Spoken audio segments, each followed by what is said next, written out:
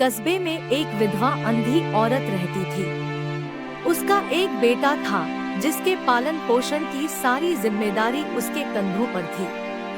वह अपने बेटे को पढ़ा लिखा कर एक बहुत बड़ा आदमी बनाना चाहती थी, इसलिए उसने उसका दाखिला कस्बे के सबसे अच्छे स्कूल में किया। वह दिन रात मेहनत करती ताकि बेटे की स्कूल की फीस दे सके। लड़के के स्कूल के बच्चे उसकी माँ के बारे में जानते थे। वे सब उसे अंधी का बेटा कहकर चिढ़ाते थे। लड़का इससे बहुत परेशान था।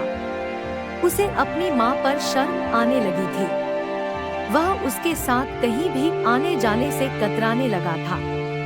जब लड़का बड़ा हुआ तो उसकी शहर में अच्छी नौकरी लग गई। उसने अपनी माँ से वादा किया कि शहर में मकान लेकर वह उसे लेने आएगा। लेकिन वह शहर गया तो फिर लौटकर वापस नहीं आया। उसकी अंधी माँ उसका इंतजार करती रह गई। कई महीने बीत गए, लड़के की कोई खबर नहीं आई। कई महीने बीत गए। एक दिन उससे नहीं रहा गया और वह बेटे से मिलने शहर पहुंच गई। पूछते पूछते वह बेटे के ऑफिस पहुंची। वहां सिक्योरिटी गार्ड ने उसे रोक दिया। अंधी औरत ने गार्ड को अपने बेटे का नाम बताया और बोली कि उससे जाकर कह दो कि गांव से कोई मिलने आया है।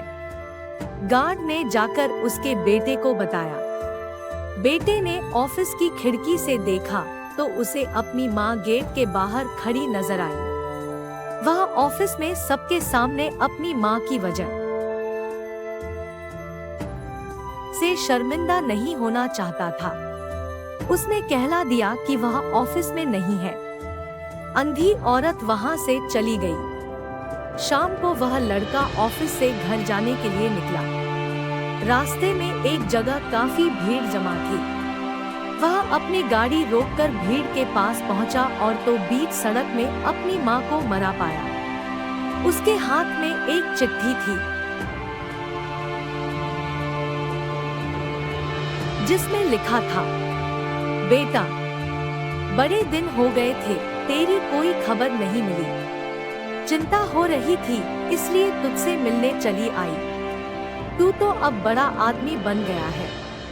तुझसे मिलना अब शायद मुझ गरीब की किस्मत में नहीं, लेकिन मैं बहुत खुश हूँ तेरे लिए।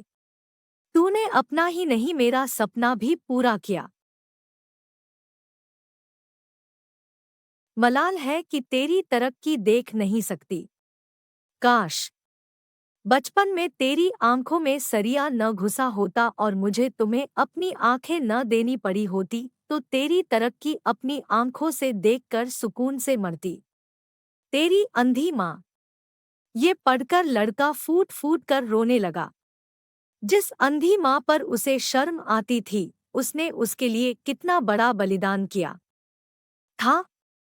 वह आत्मग्लानि से भर उठा और जिंदगी भर खुद को माफ नहीं कर पाया।